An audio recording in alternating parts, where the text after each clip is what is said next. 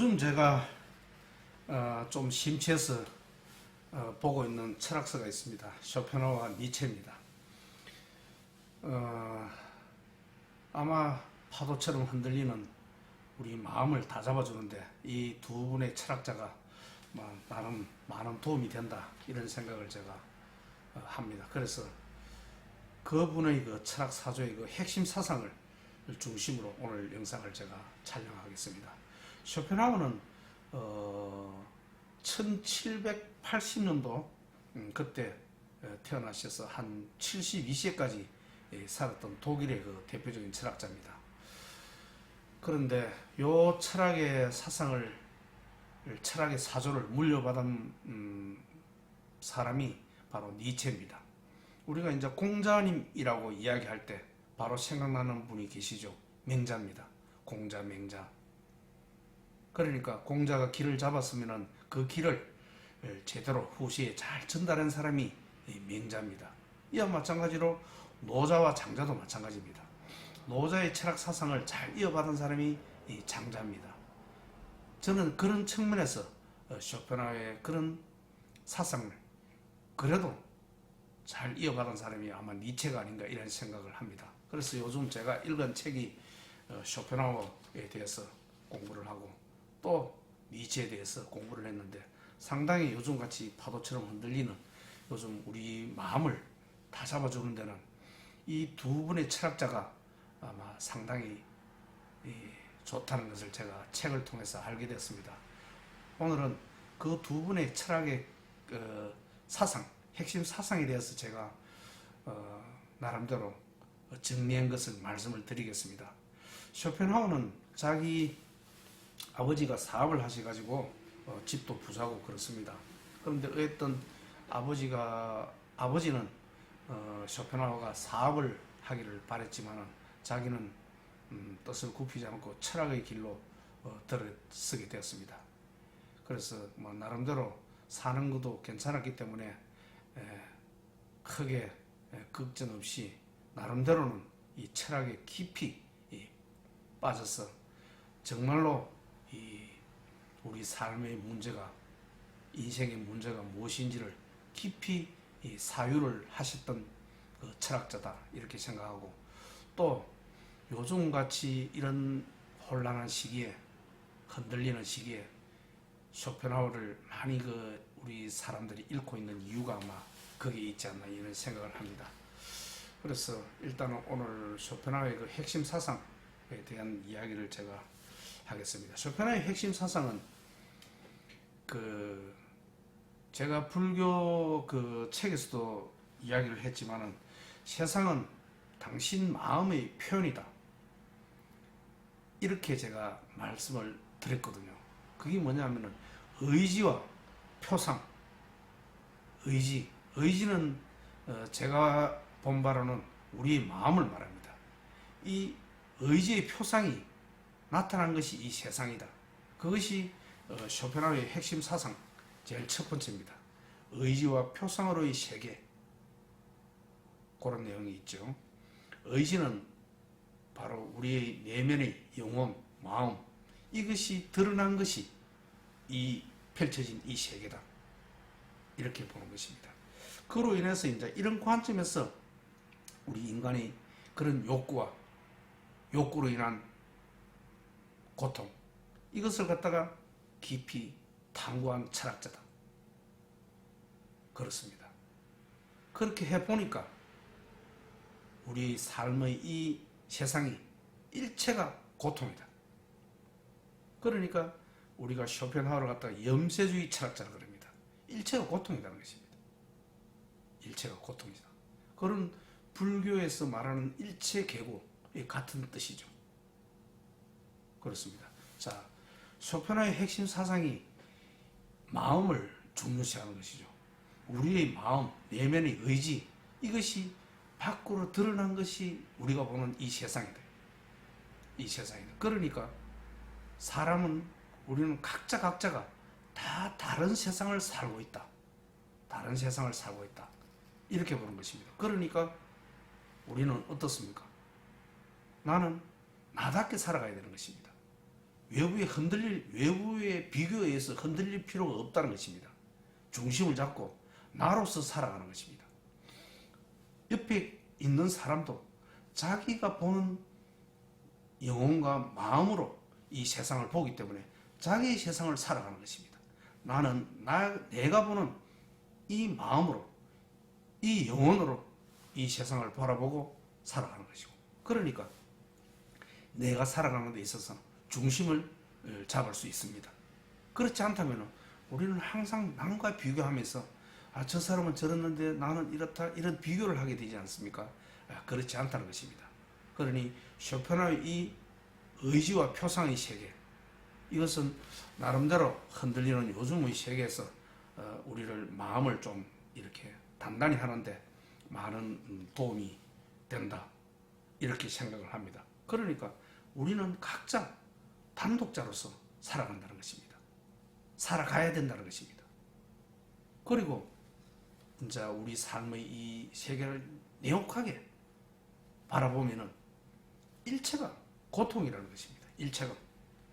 그러니까 우리가 사는 이 삶에 있어서는 희망도 구원도 없다. 일체가 고통이다. 그러니 사람들이 이 쇼펜하우어를 갖다 염세주의 철학자라고 그러죠. 희망도 없다 이거지. 구원도 없고 일체가 고통이다. 그러니까 쇼펜하우어는 이런 이야기를 했습니다. 사람은 태어나지 않는 것이 가장 좋고 태어났다면 빨리 죽는 것이 좋다. 이런 이야기를 하니까 염세주의 철학자라고 그러죠. 쇼펜하우어가 그렇습니다. 쇼펜하우어가 일체가 고통이다. 그러니까 인간은 끊임없는 고통 속에서 살아간다는 것입니다. 인간은 끊임없는 고통 속에서 살아간다는 것입니다. 그것이 쇼펜하우어의 그 사상입니다. 그러니까 불교에서 말할 때 우리 인간은 어떻습니까? 사고팔고가 있죠. 사고팔고, 생로병사, 그리고 예별리고 원정회고 구부듣고 오음 쓰고, 만나면 헤어지고,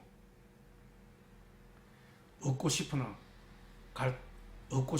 마음대로 얻지 못하는 그런 고통, 또 그로 인한 우리 마음이 요동치는 그 고통. 그러니까 우리 인간 삶의 일체가 고통이다. 불교의 사상과 일맥상통하다는 거죠. 그러니 우리 삶을 갖다가 아주 불행하게 보는 것입니다. 염세주의 철학자죠. 그러니 쇼펜하우어라 하면은 바로 염세주의, 세상을 비관적으로 본다. 비관적으로 본다는 것입니다. 그럼에도 또 희망적인 것이 바로 제가 처음에 말씀드렸던 우리 각자는 의지와 표상으로서 각자 삶을 살아가는 것입니다. 그러니까 단독자로 살아간다는 것입니다. 단독자로. 비교를 하지 않고 나는 나의 삶을 살아가고 이 사람은 이 사람의 삶을 살아간다는 것입니다. 자기가 보는 세상대로 삶을 살아가는 것입니다. 그러니까 좀 나름대로는 좀 마음의 위안을 얻을 수 있지 않습니까?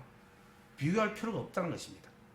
내가 보는 세상을 살아가고 이 사람은 이 사람이 보는 세상을 살아가는 것입니다. 제가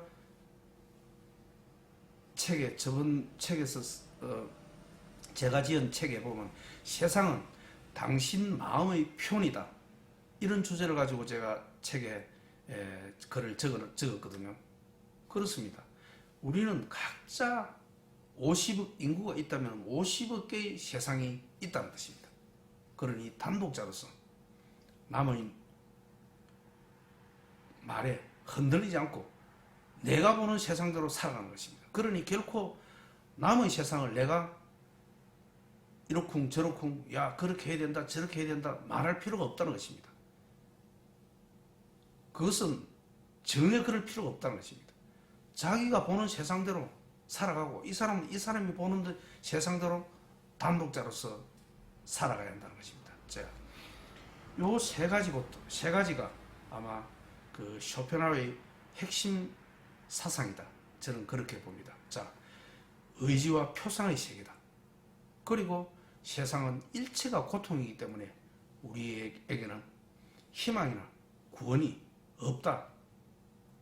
그러니까 있는 그대로 사실을 제대로 본다는 것입니다. 있는 그대로. 이럴 때 오히려 우리에게 희망이 있게 되는 것입니다. 희망이 있다는 것입니다. 자, 일체가 고통이다. 일체가 고통이다. 그럴 때 오히려 고통이 완화됩니다. 왜 내가 살아가는 이 삶에 있어서 고통스러우냐? 왜 고통스럽냐? 다른 사람들은 고통스럽지 않는데 왜 내만 고통스럽냐? 스러우냐? 네, 그것이 아니다는 것입니다. 일체가 고통스러우니까 오히려 내 고통이 줄어드는 것입니다. 줄어드는 것입니다. 그런 마음을 가질 때 또 우리 인간은 이기적이지 않습니까? 이기적입니다. 우리 인간은 누구나가 다 이기적입니다. 그런 이기적이다는 사실을 인지할 때 비로소 내 마음이 평온해집니다. 왜? 그로부터 내가 기대를 하지 않기 때문에 내 마음이 고요해집니다. 있는 그대로 세상을 바라본다는 것입니다. 있는 그대로 제대로 본다는 것입니다. 사람은 누구나 이기적이다. 그런 인식을 할 때 내 마음이 오히려 그 상대로부터 기대를 하지 않기 때문에 내 마음이 평온해지는 것입니다. 또 우리 삶의 일체가 고통이다. 그러니 오히려 마음은 고통스럽지 않게 되는 것입니다. 또 앞에서 제가 쇼펜하우어의 가장 핵심 사상이 의지와 표상의 세계라고 그랬죠.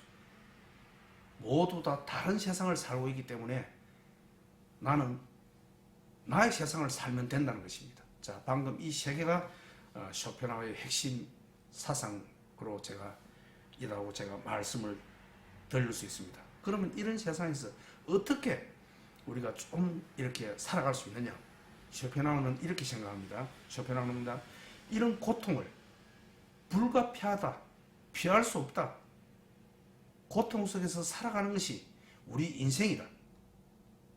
이것을 제대로 인식해라, 이런 뜻입니다. 그것이 우리 인생이다.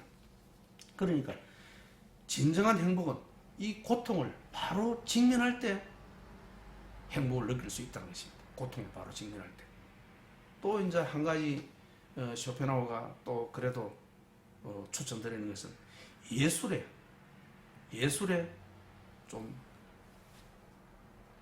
치중을 해라. 왜냐하면 우리 살아가는 데 있어서는 이렇든 저렇든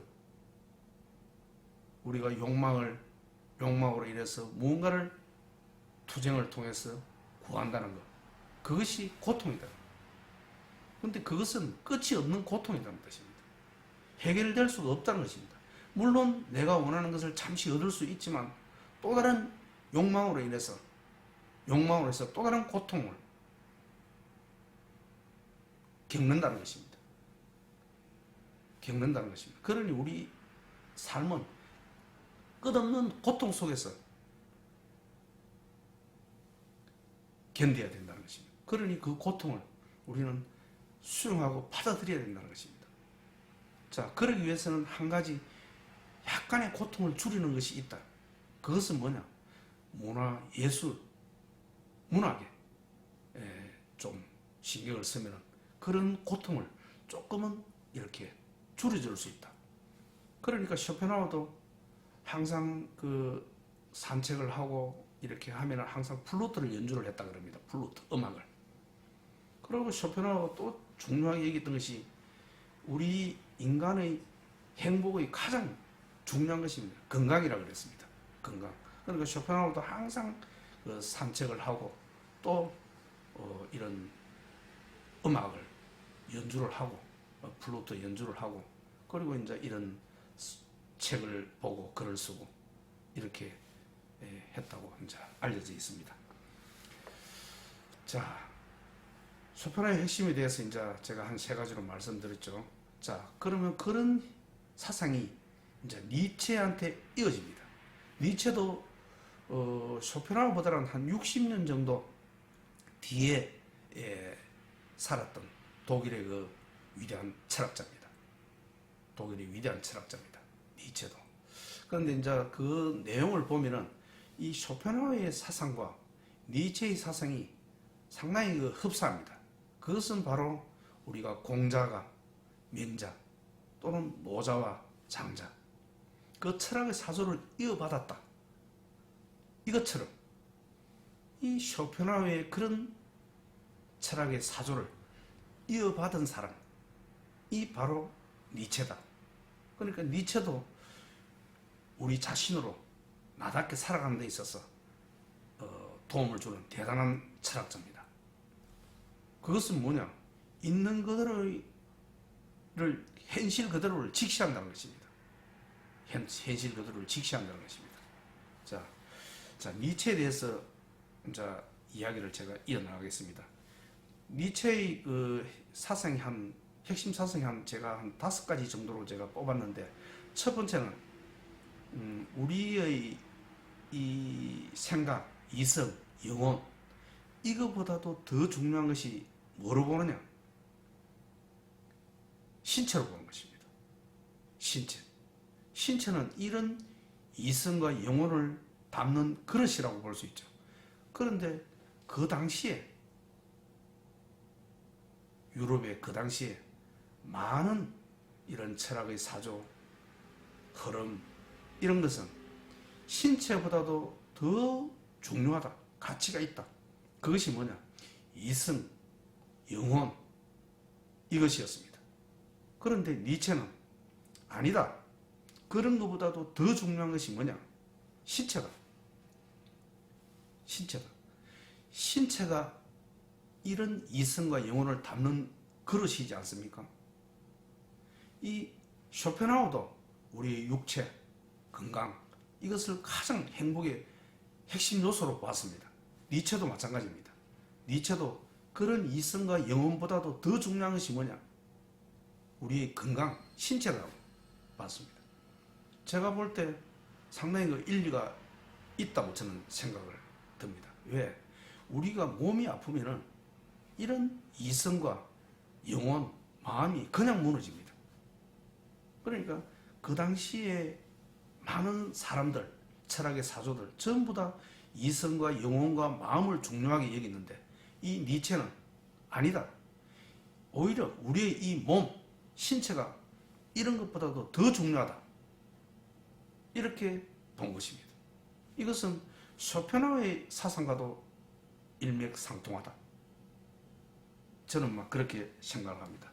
이 신체가 몸이 아프면은 이성이고 영혼이고 뭐고 간에 다 무너지는 것입니다. 그러니까 있는 그대로 현실을 바로 본 것입니다. 바로 직시했다는 것입니다. 그러니까 시청자분께서도 항상 우리 이성과 영혼 이런 것도 중요하지만 이 신체가 무너지면 그것이 무너지기 때문에 항상 건강관리 해야 된다. 이런 생각을 제가 드립니다. 그 다음에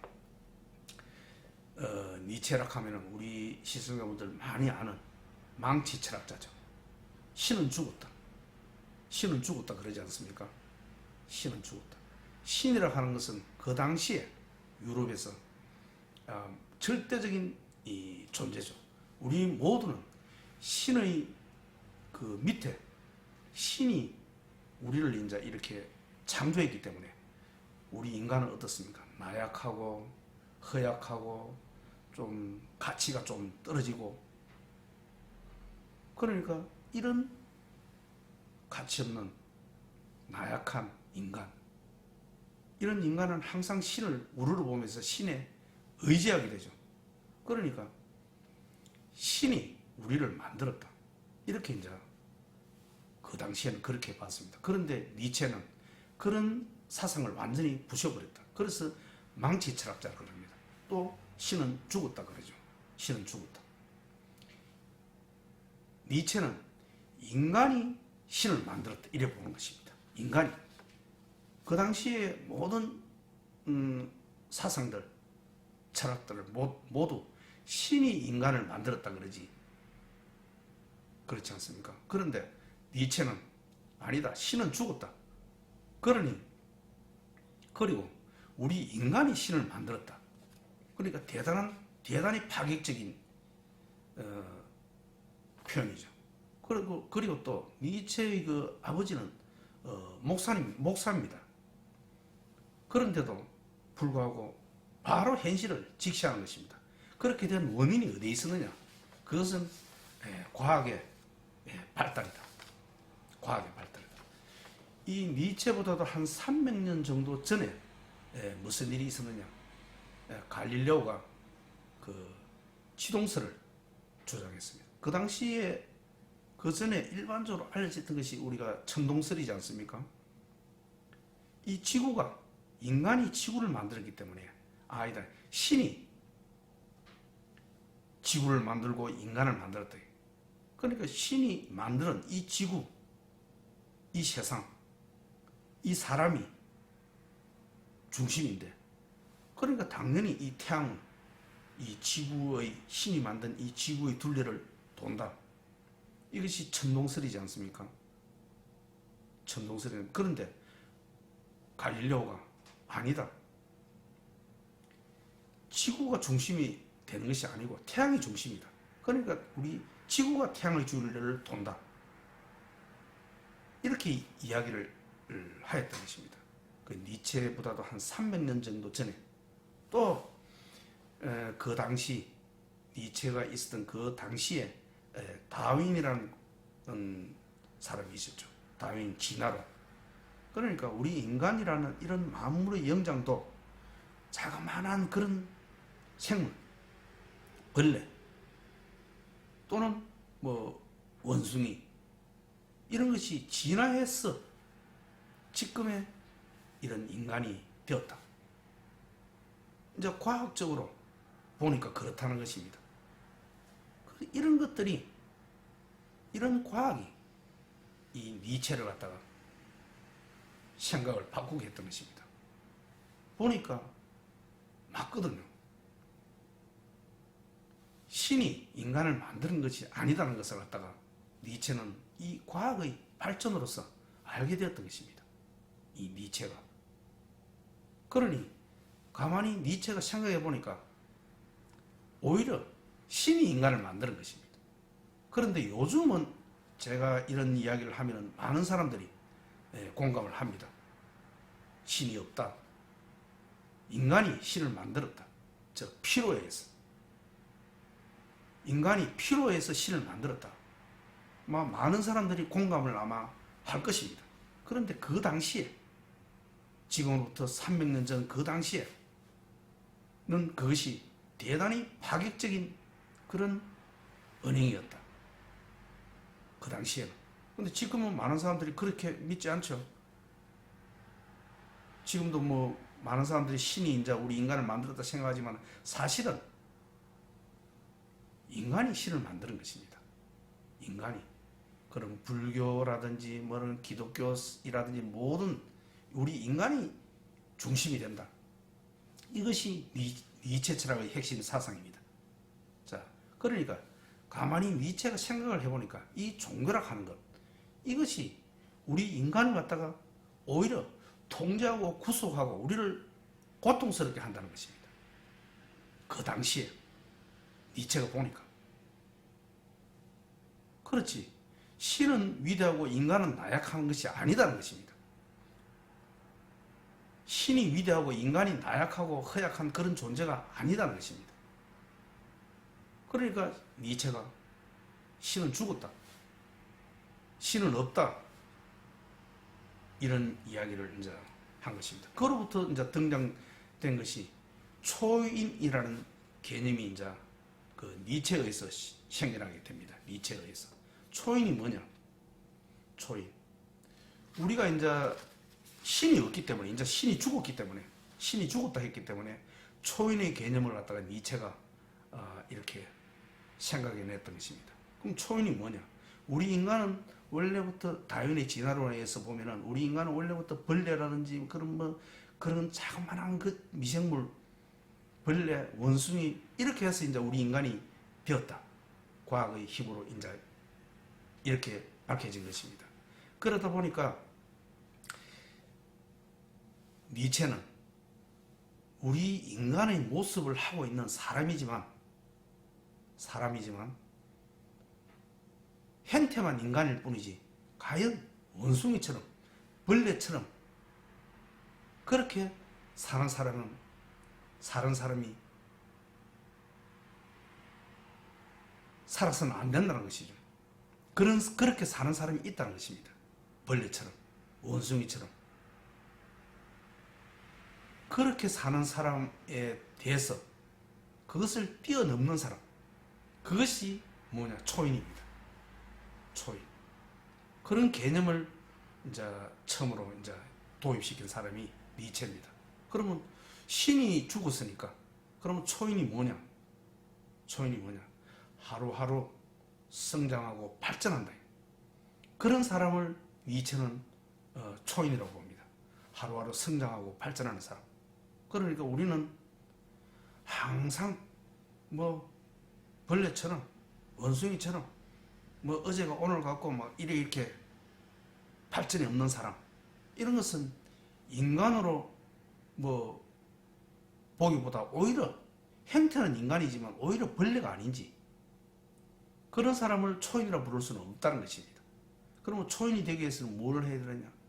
1년 전보다도 지금이 내가 성장하고 발전했고, 한 달 전보다도 어제보다도 내가 발전하고 성장한 모습, 이것을 니체는 초인이라고 본 것입니다. 그러니 우리는 전부 초인이 될 수 있다는 것입니다. 그리고 또 초인으로 살아야 하는 것입니다.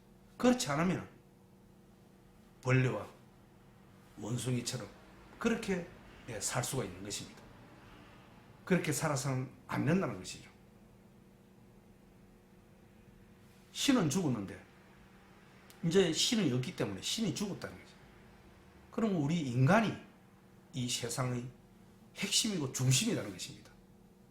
인간이 핵심이고 중심이라는 것입니다. 그리고 인간이 이 신을 만들었다는 것입니다. 니체 사상의 핵심이. 그러니까 우리 인간은 어떻게 살아야 된다? 다윈의 진화론에 의해서 벌레처럼 그렇게 살아서는 안 된다는 것입니다. 벌레처럼 살지 않으면 어떻게 살아야 된다? 어제보다도 오늘이 나은 모습으로 살아가는, 그것이 초인입니다. 초인입니다. 자, 오늘 시청하시는 분도 혹시 또 제 이야기를 듣고 쇼펜하우나 니체에 관한 책을 이렇게 보게 된다면 성장하겠죠. 알지 못하는 세상을 보게 되고 느끼게 되고 나의 의식이 확장되겠죠. 그래 되면 무엇입니까? 성장했다는 것입니다. 그것이 바로 초인이다. 초인이다. 이렇게 보는 것입니다. 니체는. 어떻습니까? 저는 상당히 그 일리가 있다. 이런 생각을 합니다. 또 이제 제가 개인적으로는 이런 생각을 제가 합니다. 물론 책에는 뭐 이런 내용은 아닌데, 신은 죽었다 할 때 이 신은 무엇이냐? 그 당시 중세 유럽에서 말하는 그 신, 우리 인간과 이 세상을 만드는 신, 그것을 이야기하는데 저는 이런 생각을 제가 해봤습니다. 이 신이라는 것은 뭐냐? 즉 규범이다. 어떤 권위다. 평판이다. 고정관념이다. 명제다. 이런 것이 신이다. 이런 생각을 제가 해보죠. 그러니까 이런 신에 우리가 구속당해서는 안 된다는 것입니다. 어떤 명제에 의해서, 어떤 고정관념에 의해서, 어떤 권위의식에 의해서 내가 거기에 속박받아서는 안 된다는 것입니다. 왜? 이것은 우리를 구속시키는 것입니다. 명제, 고정관념, 권위의식. 그렇죠. 이런 것들이 저는 신은 죽었다 할 때 신이다. 그러니까 신은 죽었는데 이런 명제를 타파해야 된다는 것입니다. 거기에 구속당하고 고통받아서는 안 된다는 것입니다. 신에 의해서도 고통받아서도 안 되고, 어떤 명제라든지 권위의식이라든지 고정관념이라든지 일반적으로 널리 알려져 있는 이런 사실들, 그런 사실들에 의해서도 고통받아서는 안 된다. 그것을 저는 신은 죽었다 할 때 그것도 신의 개념이 아닌가 저는 개인적으로 저는 그렇게 생각합니다. 자, 그리고 이제 제가 지금 두 개를 이야기했죠. 두 가지. 첫 번째가 이 육체가 우리의 이성과 영혼을 앞선다. 왜? 육체가 이런 이성과 영혼을 포함하고 있기 때문에. 육체가 병이 들고 사라지면 이런 이성과 영혼도 사라진다는 것입니다. 그리고 그런 신은 죽었다. 자, 두 가지를 이야기했습니다. 신은 죽었다. 이때 신은 그 니체의 책에 나오는 그런 신, 그 당시에 많이 알려져 있는 신, 또 신이라고 하는 것은 고정관념, 권위의식, 평판, 어떤 사건에 대한 명제, 즉 이런 것을 말하죠. 신이 뭐냐? 태양이 지구를 둘레를 돌고 있다. 이 명제, 이것이 신이라는 것입니다. 제가 생각하는 견지에서는. 그러니까 이게 속박받아서 진리에 어긋나는 그런 삶을 살아서는 안 된다는 것입니다. 그런 신은 죽었다는 것입니다. 자, 그 다음에 세 번째로 제가 니체 철학의 핵심 사상을 말씀드리면, 즉 하나의 완전한 진리나 선은 없다는 것입니다. 왜? 사람의 가치는 사람마다 다 다르지 않습니까? 그러니 이런 진리라 하는 것도 변한다는 것입니다. 그렇죠. 진리가 변하죠. 사람의 가치가 다 다르듯이 이 진리가 변한다는 것입니다. 진리가 변한다는 것입니다. 그 당시 태양은 우리 지구 주위를 돈다는 것이 그 당시로서는 명확한 진리였습니다. 그런데 그 진리가 변한다는 것입니다. 사람의 가치가 다 다르듯이 우리가 살아가면서 사람마다 어떤 생각과 가치관이 다 다르지 않습니까?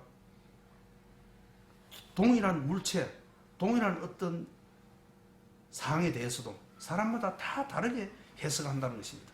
진리 또한 그렇다는 것입니다. 자, 니체의 철학의 그 세 번째, 자, 진리는 변한다. 사람의 가치에 따라서 진리는 변한다. 자, 그 다음에 이제 네 번째입니다.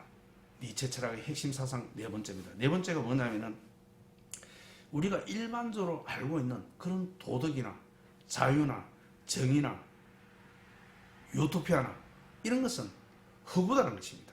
사랑이나 이런 것은 허구다는 것입니다. 그것을 믿고 따라서는 거기에 답이 없다는 것입니다. 삶은 오히려 이 반대입니다. 제가 방금 말씀드린 그 반대입니다. 우리 삶은 도덕적이지 않고 비도덕적입니다. 뭐 착하게 살고가 아니고 오히려 우리 인간은 이기적입니다.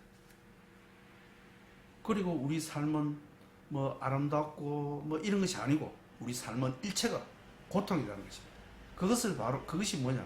바로 있는 그대로를 본다는 것입니다. 있는 그대로를 볼 때 오히려 내 마음이 평온해집니다.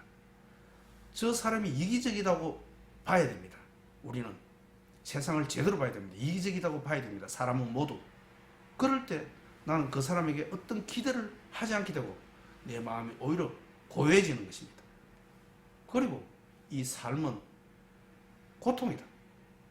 그러니 내가 받고 있는 이 고통 당연한 것입니다. 그러니 오히려 마음이 더 편해진다는 것입니다. 그것이 불교에서 말하는 있는 그대로 사실을 바로 바라는 것입니다. 사실을 바로 바라는 것입니다. 그러니까 처절하게 현실을 있는 그대로 직시해라.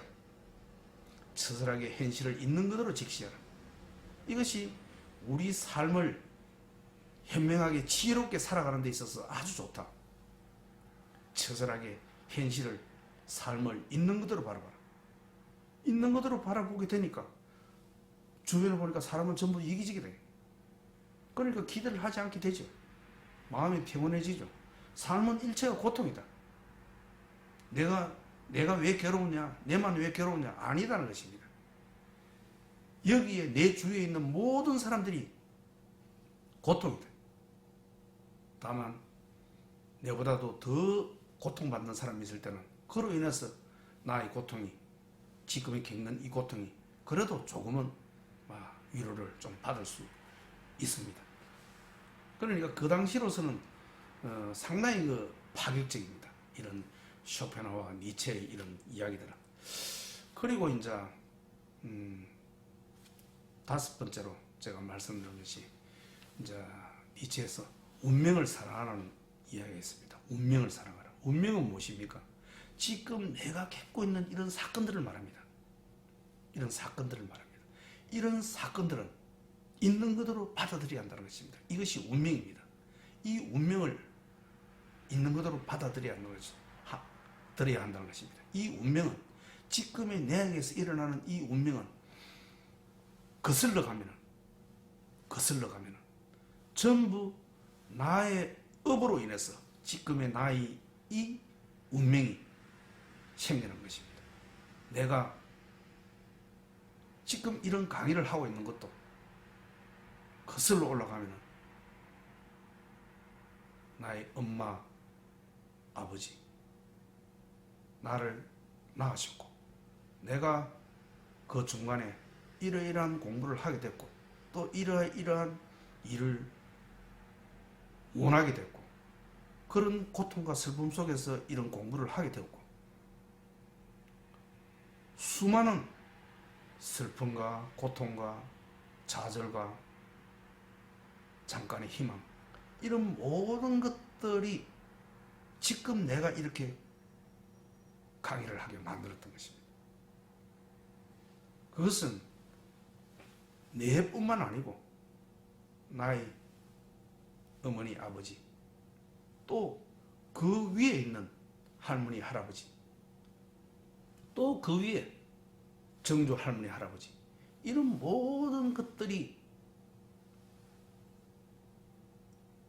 그 순간에 어떠한 일들이 일어나서 지금의 내가 이런 모습으로 강의를 하고 있는 것입니다. 지금 이런 모습으로 강의를 하고 있는 것입니다. 그러니 이 운명을 사랑해야 된다는 것입니다. 받아들여야 한다는 것입니다. 여기에 불만을 해서는 안 된다는 것입니다. 모든 것을 다 인정하고 받아들이고 사랑해야 한다는 것입니다. 이해가 가시는지 모르겠는데 자, 제가 여기에서 강의를 하게 되는 것은 한 달 전에 1년 전에 역으로 거슬러 올라가면 이것을 갖다가 니체는 연급의 회기라고 합니다. 연급의 회기. 연급을 뜻이란 무슨 뜻인 거 아시죠? 연급. 무한한 세월을 말합니다. 무한한 세월. 그 역으로 거슬러 가면 무한한 세월 속에서 비로소 이제 지금의 내 모습이 이렇게 강의하는 모습이 어떤 사람을 만나는 그런 인연을 그런 기쁨을 그런 슬픔을 느끼게 만들었다는 것입니다. 그 역으로 거슬러 올라가서 무한한 세월 속에서 그러한 사건들, 슬픔들, 일들 이런 것들이 일어나서 비로소 지금 나의 이 모습으로 지금 살아가는 것입니다. 나의 이 모습 강의를 하고 말을 하고 한다는 것입니다. 그러니 어떻습니까? 지금의 이 모습을 사랑해야 된다는 것입니다. 그것이 운명을 사랑하라는 것입니다. 운명을 사랑하는 것입니다. 그러니 지금을 또 열심히 최선을 다해서 긍정적으로 살아가게 되면 나의 1년 후의 모습, 5년 후의 모습, 10년 후의 모습이 또 어떤 모습으로 살아가게 되겠죠. 그렇지 않습니까? 그게 무엇이냐? 이런 과거를 사랑할 때 현재도 사랑하게 되고 또 미래도 사랑하게 되는 것입니다. 그러니까 현재가 아주 중요하죠. 현재가 과거를 부정해서는 안 된다는 것입니다. 이 과거에 의해서 지금의 나의 이 모습을 긍정하고 사랑해라는 것입니다. 과거의 나의 모든 것, 나의 어머니, 아버지부터 나의 젊은 시절의 실패와 좌절, 공부, 어려움, 혼돈 이런 모든 것 속에서 지금의 나의 모습이 있기 때문에 이 과거를 전부 사랑하고, 당연히 지금을 사랑하기 때문에 과거를 사랑할 수밖에 없는 것입니다. 그러니까 지금을 사랑하게 되니까 또 나에게서 앞으로 닥칠 그 미래도 사랑하게 된다는 것입니다. 그러니 지금 나에게 닥친 이 운명을 사랑해라는 것입니다.